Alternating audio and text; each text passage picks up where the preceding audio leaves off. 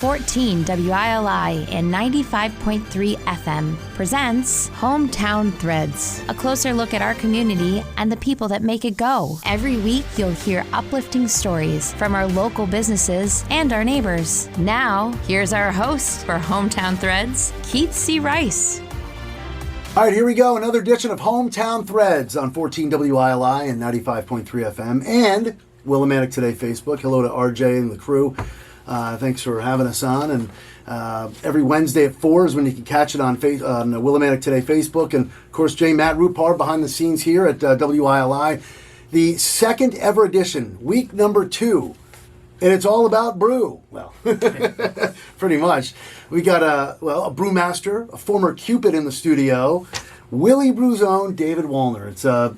You're my second ever guest, and it's great to have you here. Hey, it's good to be number 2. Number two. It's going to go down in the books.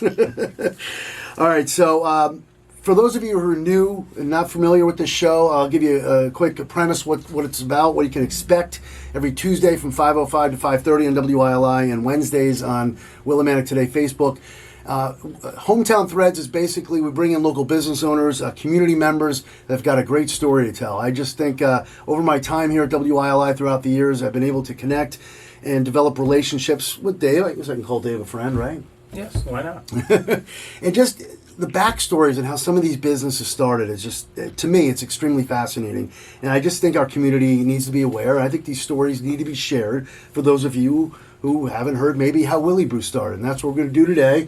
Time is running short. It's only like a 25-minute program, so we'll get right to it. David Wallner, Willimantic Brewing Company. Tell us from the very beginning, like how did it all start? Where did the idea come from? What were you doing before? That was too many questions all at once. Sorry.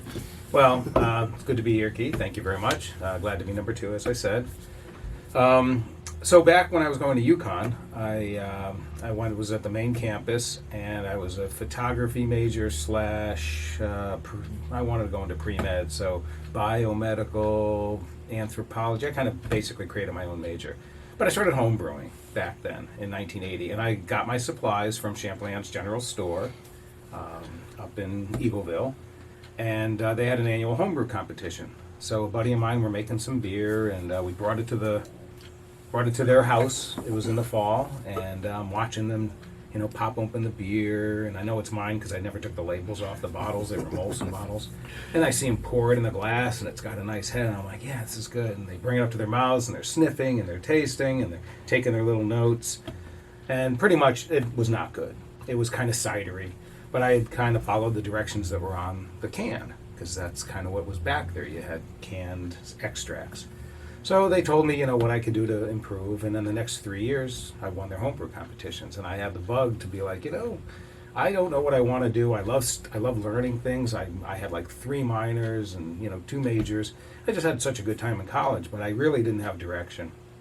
At the same time, I started working for AV Associates, place up in Stores, Norval and Gene Smith, and I was working there part-time while I was in college, and then when I graduated, they needed me to come on full-time, but I just kept homebrewing. And then I started to attend brewing conferences. In 1987, they had one up in Boston. Wow. And there was about 65 attendees. The owner of Anchor Steam was there, Fritz Maytag. The owner of Boston Beer Company, Sam Adams, Jim Cook was there. Really? Oh. And I gave him a resume and said, hey, if you're ever looking for somebody to get in the beer business, I'm in Connecticut. I can rep for you, whatever. And he's like, yeah, that's fine. But I just continued to homebrew. And then ended up meeting my ex-wife in 1988. And she wanted to run like a deli or a restaurant, and I wanted to make beer. So in 1991, we opened up in the Capitol Theater, where a place called Combos used to be, and it was we were a coffee shop, ice cream shop, deli. I remember. And we served like 22 different flavors of ice cream, and we had fresh ingredients that we could get, and lots of different sandwiches and salads, and I, again, continued to homebrew. And what I would do is every once in a while I'd bring in some home brews and then do a little tasting with some regulars. I'm getting really thirsty right now, by the way. And, they would tell me, they like it or they don't like it. So eventually, after a couple of years, Bob Burrows that ran the Victorian Lady, we were regular customers. And he's like, you interested in moving? I'm like, well, I don't know. We'll see. And then he shut down. It was Labor Day weekend. You didn't expect that coming? No. Labor Day weekend in 1994, I think it was, or maybe 93. And we struck a deal with him to take over the space, and we became a full-service restaurant craft beer bar. So we had 20 taps back in 94. Not a lot of places had that, other than maybe Richter's in New Haven. And I continued to homebrew and started to look at how I could outfit that building with a small brewery. It didn't seem to work out that was going to be the space. In the meantime, I'd looked in Norwich, New London. I looked at the mills here. Wow. I almost had a contract with the mills. They handed me this paperwork. It was 47 pages with all these. Yeah, you could be in the stable, but at these times we're going to shut down the property because we're working on the rest. We're going to turn off your water, turn off your power. Like, I'm not signing a deal like that. When we open, we have to open. We had looked at the post office, but the town had a lot of paperwork involved with that, and they were like, there's no way they'd let you put a brewery right there and so close to this and that. So I kind of didn't pay attention. And then Mary Lou and Jim DeVivo ended up buying the post office on February 14th, 1996. Wow. And they were regulars of ours at the Vic Chick, as it was from the oil. That's what they call the Victorian Lady, the Vic Chick? The Vic Chick. I don't remember that part, but I remember the Victorian Lady, yeah. So they were regulars of ours, and I pitched to them. I said, this is what we want to do. I took them to a brew pub elsewhere, and they kind of saw the feel, and they're like, all right, we'll do a deal. So we signed a contract to renovate the building. Wow. And then a month later, Jim passed away. Wow. And Mary Lou was, she was burdened with having to now deal with that, plus her business, and now this building that was just starting renovation. So we pushed through it. There were some times that we had to kick in extra money because she's like, I'm done, I can't do anymore. I think Jim had some favors that he was going to call in to get some of the work done, and then those folks just kind of disappeared. Oh. So Mary Lou's like, I can't spend the money. So we took out enormous amounts of loans and leases, but we got it open. It took 11 months, 3 weeks from the day they bought it. We opened February 8th, 1997, had the brewery in, and we started making beer. And the rest is somebody's story. Okay, so we're here with David Woolner, Willimantic Brewing Company. Obviously, we all know Dave, and yeah, Willie Brew has pretty much turned into, I'm sure you hear this all the time, like the Cheers of Willimantic. We actually had I was going to bring up Lincoln Phillips, who just passed away this past June, was pretty much like he was referred to as Norm, I guess Norm on the bar. Definitely, that's for sure. So yeah, we've all had great experiences and we all there. do miss Lincoln very much. Yeah, and I do that Saturday morning show as a tribute to him every Saturday, the Saturday Solid Gold show. But so February, I always wonder those. February 8th, 1997 is when Willie Brew. Now I'm sure there had to be some. It didn't take off like flying colors, right? I'm sure it was kind of tough to get off the ground at some point. There were some ups and downs. I think part of it was that people already had expectations from when we ran the Victorian Lady. We were already a full service restaurant at that point, serving craft beer. But then we opened up in this new location, and we even did what they call it, one of those quiet or soft openings. Tons of people showed up, and we didn't have enough computer systems in place, and we didn't have enough bartenders working. So if you came in the first few days when technically we weren't really open, it was not a positive experience. But the one thing that I love about our community here is they're so supportive, and they understand that this is something that they want to have. So they would say, if you did this or you did that, this could be a little bit easier or a little bit more efficient, or it's going to taste better or whatever. Right. And we were young at this, so tell me. I'm not offended if you say, hey, your onion soup is too salty. Let me know, because maybe one person thinks it's great, but if most people think it's too salty, we're going to change the recipe. That's right, because not only running a successful brewery, they also got a great menu, and you got to make sure you're finding the right cooks. Customer service is a big deal, so there's a lot more that goes into just running a brewery. But what's so fascinating, Dave, is that you said you were brewing since like 1980, so you're pretty much following your passion. I mean, if I were to right now test the brewmaster here, you know where I'm going. What is off the top of your head? I'm sure you can. What's your favorite brew right now? Does it change every week or what? So I'll answer both questions. My favorite brew and still is a Sierra Nevada Pale Ale. Oh, that is the beer that one of the beers that got me into wanting to brew beer. Also Fuller's ESB, Samuel Smith's Tatty Porter. And I hate to say it, but it was a lot of imports when I was younger because they were making better beer than the Bud Miller Coors. Not that they don't make great beer, they make phenomenal beer, but it wasn't the styles that I really wanted to drink. Today, though, the sad part is that people have decided that if they try a beer once, that's enough. There's a couple of apps called Untapped or Beer Advocate where a lot of people, they can rate their beer, and they're more interested in getting another beer rated than actually paying attention to whether they like it or if they'll drink it again. Interesting. The funny thing is, though, so when we opened up, I had been to brew pubs, did a lot of market research. Luckily, I have a good liver. I was going to say, how's the liver? But most brew pubs at the time, or even microbreweries, they had a flagship beer, and then they had their standard 4 or 5 styles that they always had. An amber, a red, a blonde, a pale, and maybe something dark. And that's what they always had. Or occasionally they'd have a seasonal. Oktoberfest, Maybach, winter beer. I turned that on its ear and I said, I'm a brewer. I want to experiment. I'm going to have one flagship beer, certified gold, which we've had from the beginning. That is like one of my favorites right there, certified gold. And now it's gluten reduced, and you probably didn't even notice. And Marianne and I are big time gluten people now. So yeah. I use an enzyme that actually makes it so most people would not be affected by it.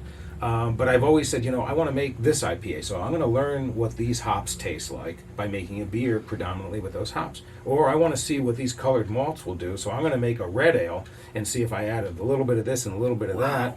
So I've learned we have hundreds and hundreds of recipes, and we still make new ones. But there's always the Rural Root Red or Address Unknown. Right now we have Fire Engine Red on. It's a popular beer. It's unbelievable. Well, it's just, I wanted to learn more, and how do you learn except by experimentation? The creativity level is off the charts. I mean, going back to like 1980, could you feel that's what you want to do? You loved, it was a hobby for you. It was a hobby. But did you ever imagine your wildest dreams you'd be running this kind of a brewery this large and this successful in this kind of town? Well, the town is, I think that's one of the reasons we made it. If maybe we were in Hartford or Boston or somewhere else, we might not have made it. As I said, we're a very diverse community. So we get folks that have, many people that have traveled all over the world. And I have some professors up at Eastern that have said, they haven't had beer that tasted this fresh since they've been to Germany or Belgium. And that's a great compliment. But that's another part of it, too. We make beer. It's produced, in the building. It travels through stainless steel pipes from one tank to another, and then a tap to your glass. That is so amazing. It does not travel far. It's not sitting on a shelf somewhere where you're not sure how it's been treated. And I know we'll put a keg of beer on. Sometimes it's like, it's tasting a little flat, or it's like, oh, that must be the end of the keg. I can tell. Lots of people can tell, and at least I have 100% control over it. Where if I sent it out on the market, and you don't know how it is, and then somebody might be down. Like if I sent my beer down to Bridgeport, and they pour it, and somebody's like, oh, I tried their beer. Okay, it was great. I don't need to go there. Well, I'm not this big warehouse production brewery where it doesn't matter if you come visit me. We are in a gorgeous historic building that's beautiful downtown. Yeah. My beer and my food are going to taste best sitting in my restaurant because it's just it's all part of the experience. So if I can my beer and sent it somewhere else, somebody tries to say, like, oh, that was a good red ale. It's not going to be memorable. Yeah. You know what else is great about Dave and his wonderful establishment, Willimantic Brewing Company, Willie Brew, or some people still call it Main Street. Main Street, the pub. Yeah, it's like so many different names, and people just Willie Brew's the main name, but well, we've kind of pushed towards that because it's just easier than Willimantic Brewing Company, Main Street Cafe. Plus, that's where a lot of the social media handles are all Willie Brew, right? We've Instagram. been switching to that. Our T-shirts, our pints, yeah.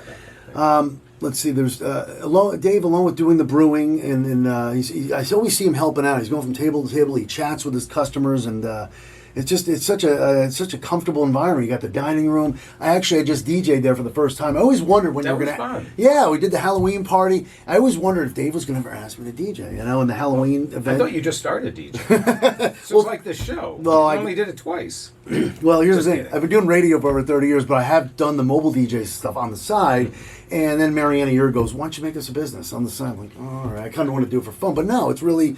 So Dave asked me to do the Halloween bash, and I know he's always had had a lot of great entertainment there, DJs or bands, and the time came. We had a great time and had people dancing all night. And hopefully, I get to come host something else again soon at the. Well, you know, I mean, maybe we should do a trivia night or something. We talked about we that. We can get some feedback on Willimantic Today to see if a night of the week would be good for that. So Willimantic Today, or anybody who's watching this, whatever, if you would like trivia night at Willimantic Brewing Company, maybe yours truly hosting, get in touch with one of us here. Well, actually, this is the guy who would make the final call. So, again, there's just... I mean, Willimantic Brewing Company. Well, here's another thing. The menus. I knew I want to get something else. The food, the menus. Where did the idea, and I know you guys have evolved over the years, the zip codes and the towns and how you've come up with the dishes. And well, initially, because again, we're in a post office, we decided that every dish should have a certain zip code. So, like store shrimp and 6268, and it was just fun to do that. Of course, just same thing with the beers. I always tried to have beer names that revolved around what a post office would be. We didn't do a return to sender, though, because I didn't think that would be a positive name. Yeah, I like that, though. So, honestly, I'm very lucky. Chef Will Deason, been with me 20 years. That's not common. Rhonda Twist, bartender, Barry Share. I mean, we have so many people, and I'm not mentioning everybody. Andy and Terry, my GM, and my permittee. It's just so many people that have been with me for so long. They're wonderful. They are Willie Brew. It says a lot about how you are as a person too. If you keep those people on your staff for such a long time. Well, I do pay them, so I think that's one of the They're not interns still. No, you can only do that for so long. And now I have an assistant brewer, James. We call him TJ, Tall James. An assistant brewer, like an AB, huh? Well, somebody, you got to pass on the baton sometime, or the. Wait a minute now. We're not starting. You're not stepping down anytime soon, right? I am accepting all offers. I'm just kidding.